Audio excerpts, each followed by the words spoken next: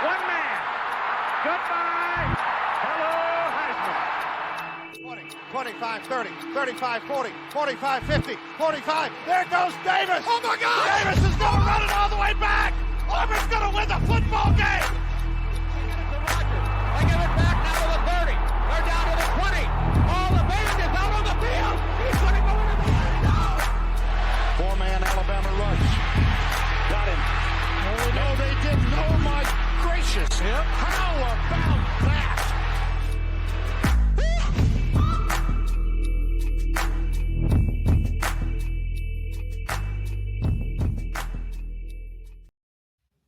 Well, ladies and gentlemen, as you know, we've been marching our way through the What's Next series here on the Three Technique, the college football podcast at the intersection of the X's and O's and the Jimmies and the Joes. And today I'm thrilled to bring a new friend onto the show, Joshua Garner from the Cardinal Companion, covering all things Louisville football, Louisville athletics. Joshua, glad to have you tonight, man.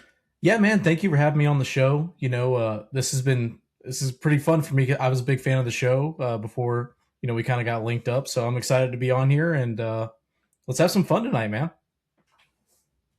I agree. I think anytime you're talking college football, fun is to be had. And, you guys are in a really interesting spot.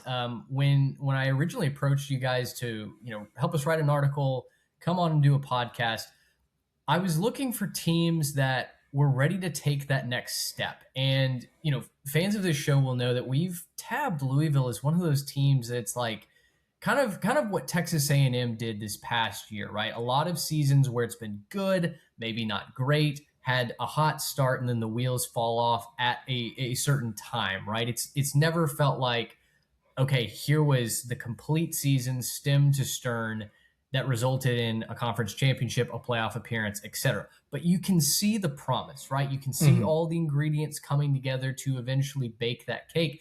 And so when I sat down to kind of pick which teams I wanted to dive into, Louisville, quite honestly, came to the top of my mind for that field. And I think that while there may be some mixed emotions about how the last season went, I personally really like the direction that Louisville football is headed from an outsider's perspective.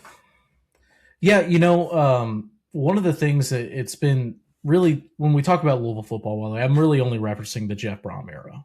Just kind of throwing that out there. Year one of the Jeff Brom era is the last year of the 14 college football playoff. They win 10 games, all in the regular season, make it to the ACC title game. I believe they went into that final week 10th in the country. So even with the CFP4 format, they were already out of it if they won the ACC or not. In that situation, again, that year you're like 2 silly games away from, arguably going into the CFP or going into the ACC title game as undefeated. You have a very silly loss against Pittsburgh that year.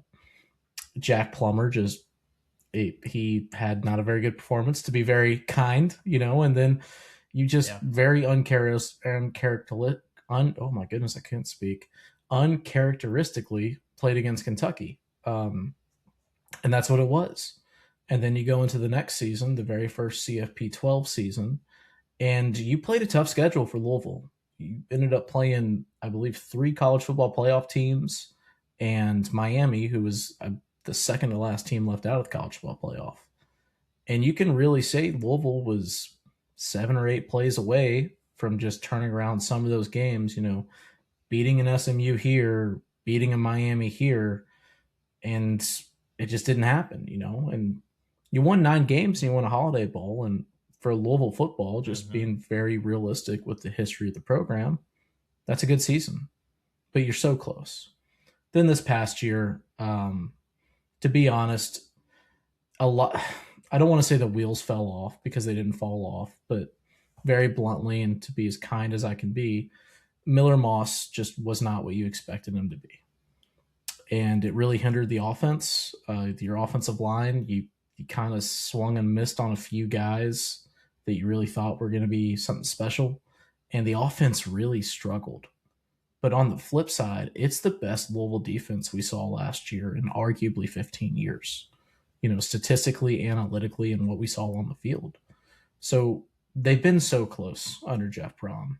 And I could say pretty confidently every single season, and this isn't me doing the homer thing either. Every single season that Jeff Brom has been here, I could count the number of plays on my hand each season where if a few of those go differently, maybe don't get a penalty, a ball bounces another way, Right. you know, they're in the conversation. So they're close, but it's a razor thin margin, and they haven't met that margin yet. It is. And, I mentioned this. I feel like every time we talk margins on this show, I will stand on this block all day long. I contend that it has never been easier to win college football games. It's never been harder to win football games of consequence or win a championship. So you can get 8-9 wins. I think a lot of programs have 8-9 wins well within their grasp. But when we're talking about what matters with conference championship, going to the college football playoff now as that field continues to expand, maybe gets, quote unquote easier, I still feel like it is going to be extremely difficult for some of those programs to break through. And it's funny that you bring up Miller Moss. I was last week playing some desert golf out on the West Coast. Okay. Ran into a snowbird from Kentucky who was all too happy to talk Louisville football with me. And he felt like Miller Moss just kind of quit on the team. And that was something that I had kind of observed, again, as a third party.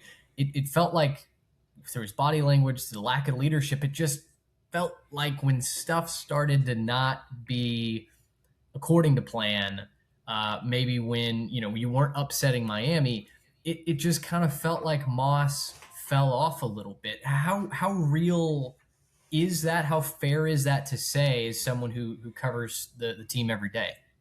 So yeah, I'm, and again, this is not me trying to poo-poo on Miller Moss as an individual. Through the Cards Companion, when with some of our media partners, we do a lot of, post-game call-in shows, live reaction shows and whatnot. And a lot of those concerns were kind of throughout the fan base.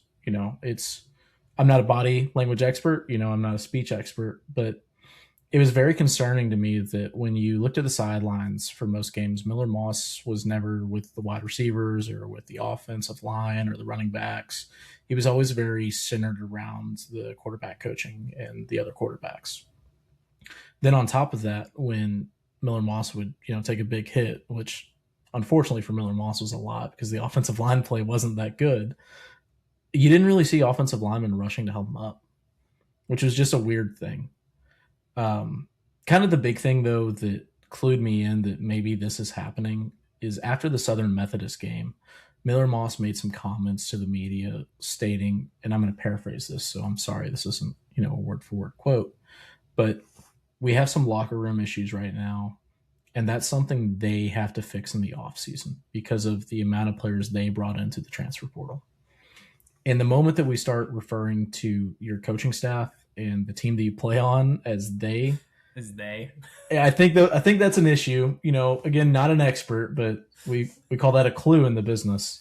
So I definitely think that there was a little bit of a disconnect there. I wish the kid the best of luck. I think he's probably going to try to go the UFL route or the CFL route because he's a great kid. I will say that. Tremendous person, good kid, just the football play wasn't there like we thought it would be this season. Yeah.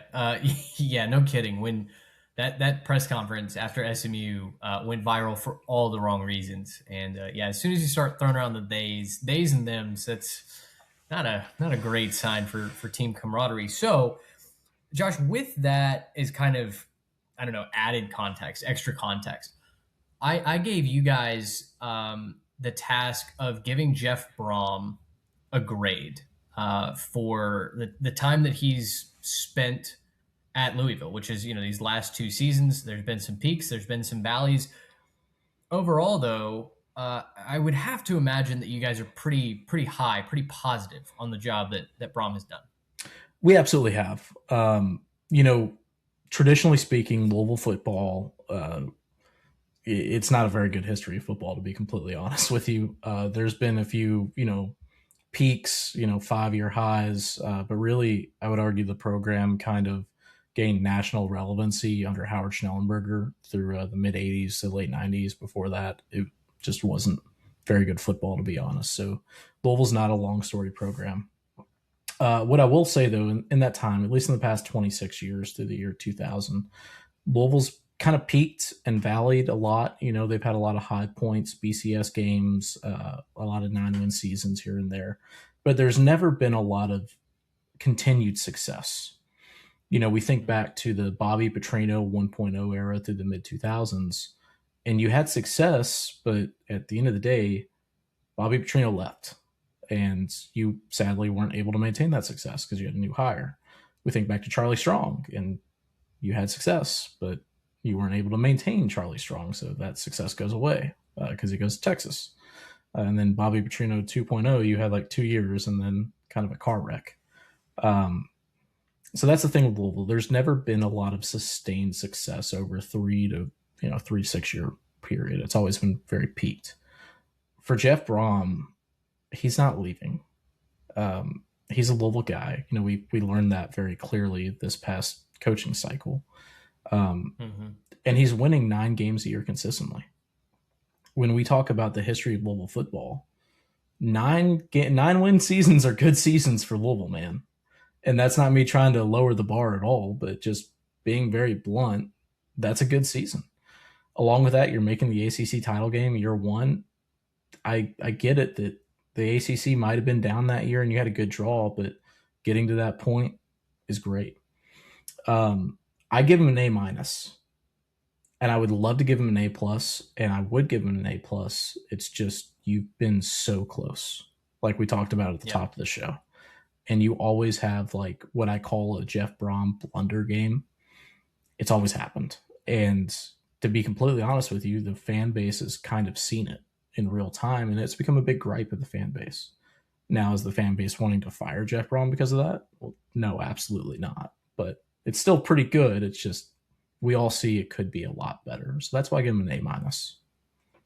Yeah, kind of A for effort, but A+ is for the execution, right? And once he finishes that execution grade, I agree. I think that's a fair assessment. And similarly, our program at Texas A&M has had a lot of those years as well, where it's like, hey, 8-9 wins, we'll take it.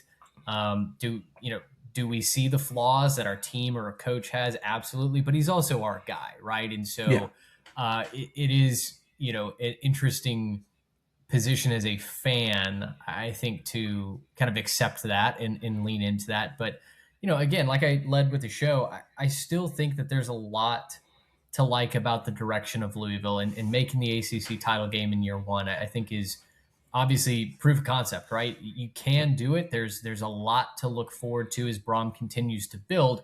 And obviously one of those biggest building blocks that he has is his offense, right? So far has not really mattered which quarterback he's had under center. Jeff Brom has found a way to create an offense that's dynamic, that's hard to stop at times, rather impossible, even in some games. So is it oversimplifying his genius to say that his offense is truly plug and play? That's a hard question to answer, to be completely honest with you. So I think there's a large misconception on the Jeff Brom offense. I think a lot of us think of Jeff Brom as like, oh, this guy in Western Kentucky and Bowling Green that throws the ball 60 times a game. That's simply not what it is. I kind of have a quote for Jeff Brom, and Jeff Brom is the master of making the best tasting vanilla ice cream you'll ever have. And I mean that as respectfully as possible. Jeff, just being very honest, since he's been here at Louisville, they run a very balanced game. They do really like to scheme a lot around the quarterback. There's been years where arguably we're throwing the ball a lot more with guys like Tyler Shuck. This year we kind of had to go away from it a little bit. And then Jack Plummer was kind of a mixed bag, to be completely honest with you. But really what Jeff does so well is the run game. And that's not all Jeff Brom either. That's Chris Barclay, their running back coach. they have recruited so well in that room, and they've been able to go and find out upper 3-star kids to just kind of plug in their system and then turn into a 700-yard rusher their freshman year. They do really well, and it's football at its most basic form. They just turn it into a numbers game. If I'm running the ball to the weak side and I have 6 blockers and you have 5 defenders, that works. And they get there through very meticulous pre-play motion, in my opinion, and just kind of feigning guys to what they're doing. It's honestly, it's very basic, but it is so well executed that it's amazing. But yes, there is a lot of plug and play for the quarterback, though, especially the pass game. The pass game has looked different every single year that Jeff's been here. Preferably, what they do like, though, is they really, really want to try to incorporate long developing play action plays. This past season didn't really have the guys on the offensive line to do that, and Miller Moss had an issue throwing the ball past 15 yards sometimes. As respectfully as possible, don't mean that meanly to Miller Moss. I just want this isn't that show, but that's what they want to do. They really want you to try to sell in for the run game and then hit it over top. Well, Josh, we've looked back. We've kind of surmised the first couple of years of the Brom administration, right? I want you, though, to look forward to 2026. What gets you excited? What gets you kind of hot and bothered about Cards football? Oh, man. I'm hot and bothered about this season a lot, to be completely honest with you. The one thing I've said about Jeff Brom is every single year he's been here, the roster has been better. And if we're going strictly based off of a blue chip ratio, this will be the best Louisville football roster probably since 2012, if I'm not mistaken, which was the Sugar Bowl year. What they've done in the transfer portal, what they're currently doing on the high school trail is just insanity. And really when we look at On 3 and 247, like, oh, here's the transfer ratings. They never show you the guys that they retained. And that as well, man. I mean, you retain Isaac Brown. Just that alone, I mean, it's you got a group here, man. I mean, just looking at like their transfer portal alone, they're bringing in Trey Richardson. I know we're talking about Vanderbilt, and no disrespect to Vanderbilt. Louisville was able to go and take a wide receiver 1 off of an SEC team that was in top 25 contention all last year, and I believe was ranked in the top 25 for 3/4 of the season. That's not something. Yeah, that's not something you see. That's not normal. For a program like Louisville, they're able to do that. They go out, they take the best tight end in G5, put him in the offense. They're able.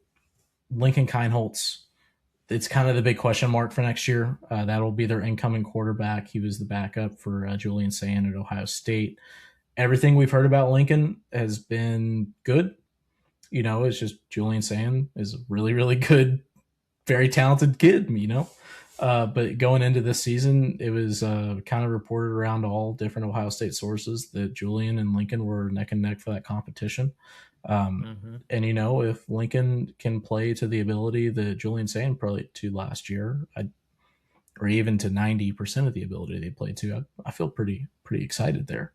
Along with that, you just kind of reassure your defense. A little bit of a weird year for the defense, though, with the changing of defensive coordinators. Well, one defensive coordinator leaving to dual defensive coordinators. But just some of the pieces you bring in on the defense. Guys like Cohen Intriger, sorry, I always struggle to say that. Tyler Thompson, I mean, those are great pickups no matter how you look at them. So they got a lot of talent. And really what I think is going to go kind of under the radar, they have a very manageable ACC schedule. They do. Very, very manageable. So obviously week 1, you're going to start out playing Ole Miss, and I believe it is in Nashville. And it hasn't been confirmed yet if it's on Sunday or Saturday, so we're still waiting on that. And that'll be a great game. It'll be a very good litmus test for Louisville. But even if you lose, that's really not going to affect your ability to make the college football playoff. You have SMU at home. You have Wake Forest at home. You have Florida State at home, but no one really knows who they're going to be like. Outside of that, you're not playing very many great teams in the ACC. You're not playing Virginia Tech. You're not playing Miami. you could do something here. Clemson, there's no Clemson on the schedule. I mean, especially if you can come out and you can beat SMU in week 3, you're probably going to be in the odds-on favorite to be in the ACC title game. Yeah, I mean, it does certainly feel like the stars are aligning for at least an ACC championship game appearance. Obviously, if you're unless 2025 repeats itself, you would assume that the ACC is getting probably 2 teams in. We'll see what happens. But you put yourself in the driver's seat, right? You control your destiny. That's all you can ask, and let the chips fall where they may. So I'm with you. From a national perspective, I'm kind of high on what the Cards might be able to do. Again, a lot of new faces, a lot of new pieces, a lot of new talent comes in. It's on Braum to put it together, but so far he's been pretty adept at doing that. So, where we sit here, we're recording this on March the 4th, long way away from college football season. But where would you think, on a scale of, I don't know, 1 to 5, Louisville fans net out on their likelihood to make the college football playoff this year? Well, you said it's March the 4th. We're not even in the dog days yet, man. So we are getting through. It is rough. I think right now, just with the community that I interact with and, the spaces that we have through, our Twitter interactions, and we run our own private Discord and whatnot, I would say it's a 4. And I don't know if that is blind, dumb optimism or not, with the massive question marks at quarterback and the defensive coordinator, but there's some high expectations here. At the end of the day, and again, kind of don't want to talk in circles too much, no one is asking for Jeff Brom's head, and no one is putting him on any sort of hot seat. But what we've seen this offseason specifically is the largest financial investment in Louisville football through NIL. Jeff was, with the contract negotiations with Michigan and Penn State and every other job that came open that called and asked about Jeff, he kept getting reassurances from Louisville people for NIL. And it's very obvious that he got it based off of what they did in the portal and what they're currently doing through high school. Well, it's very simply, when you got more money, there's higher expectations. So I do think that it's warranted. Just looking at the roster, looking at, your schedule, you should have a good squad. You have a manageable roster. And I think it's year 4. It's time to make that step. So I would definitely say it's a 4 around the fan base. And they're just kind of jonesing to get to football, man. Everyone, they want to make their way to Nash Vegas to watch us play the Rebs. Hey, listen, whomst among us is not ready for football season already? Even as spring training is, I was out in Arizona just a week ago. Immaculate vibes. I love baseball season, but college football is different, and I think we can enjoy baseball season while also being ready for kickoff as well. Josh, I love the case for the Cards this year. I'm excited to push that narrative, to add some fuel to that fire as we go throughout the offseason. And then I'm sure, just thinking ahead to our preview season that we kick off, in May. So honestly, not that far away from now.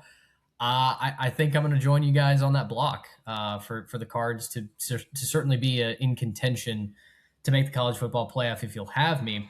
I would love for you to go national, though. And I've been asking guests over the last couple of weeks, kind of give me your idea of what you're looking for when it comes to the next great story. And I'm not talking Indiana going 16-0, but something that captures all of college football fandom the way that the Hoosiers have.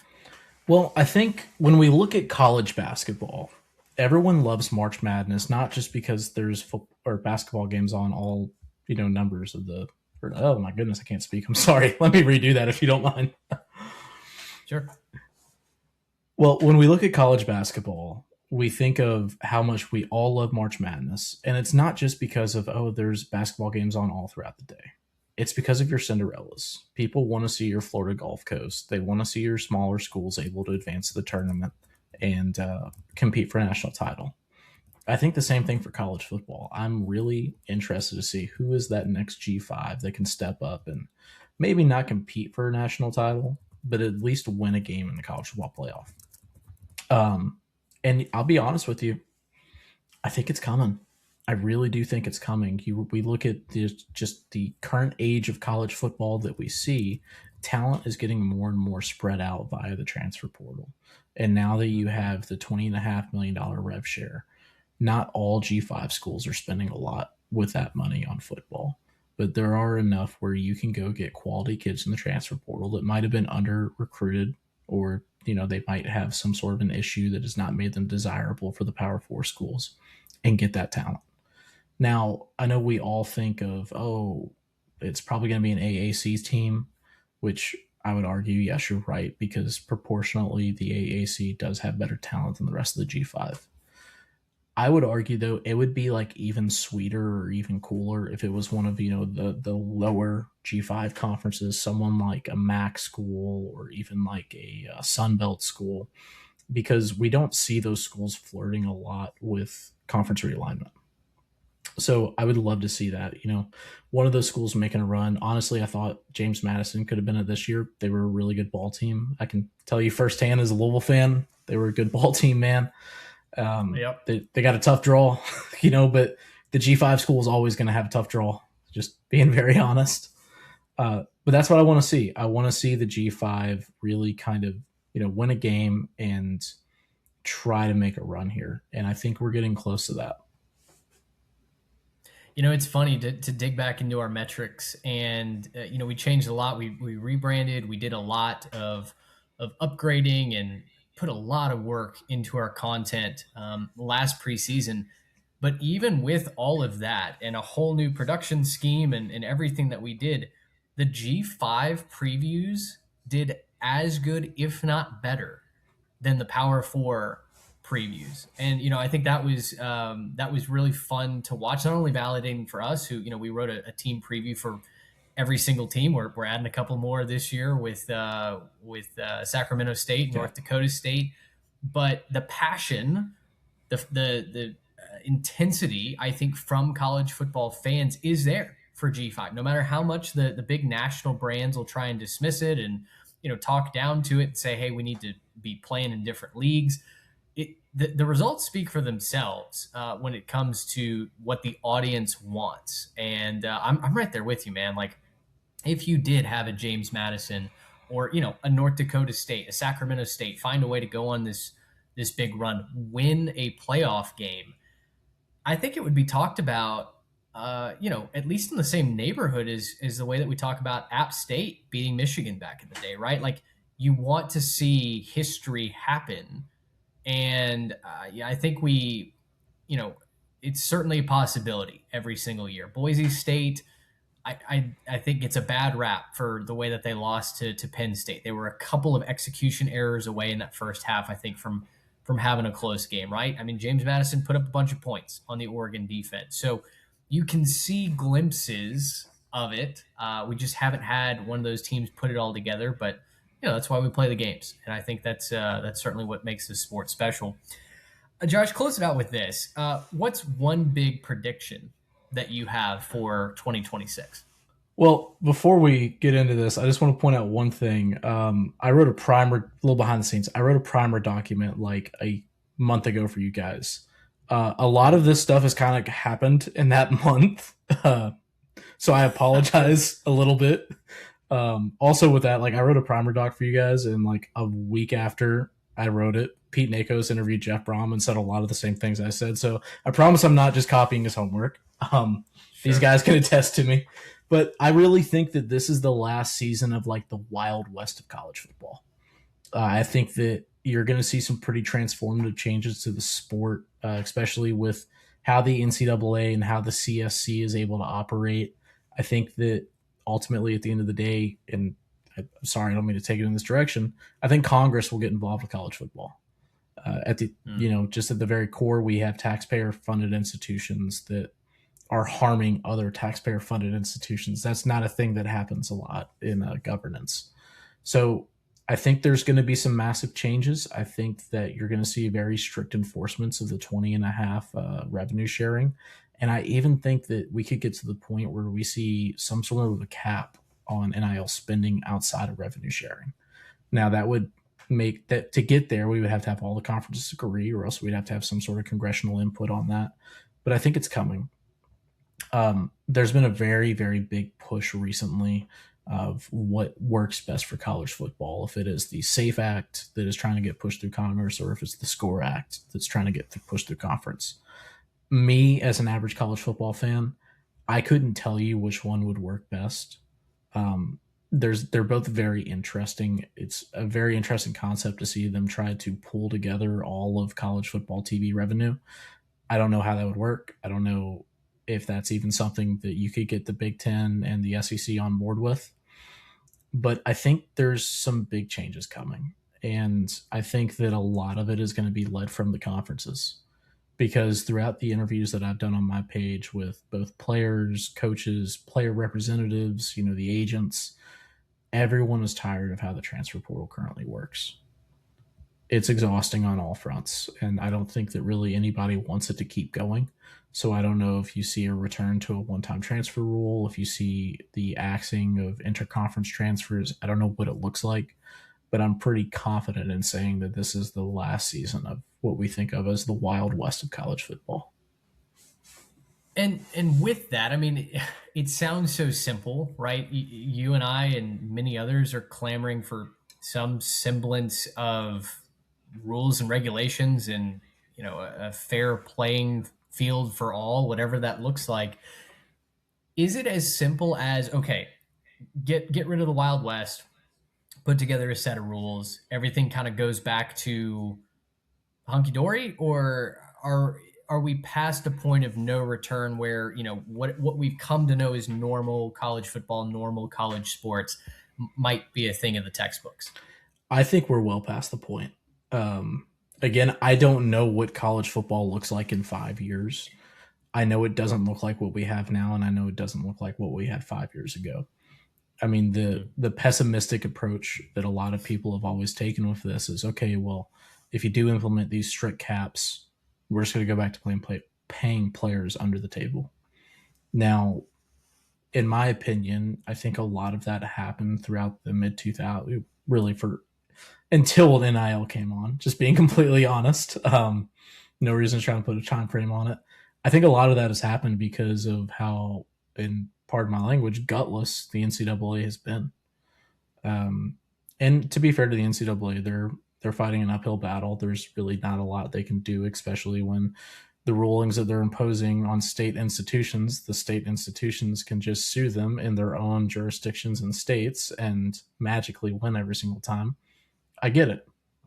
But I don't know what it looks like. I know it's not going to look the same, and I don't really know how they put it back in Pandora's box because we're out of it.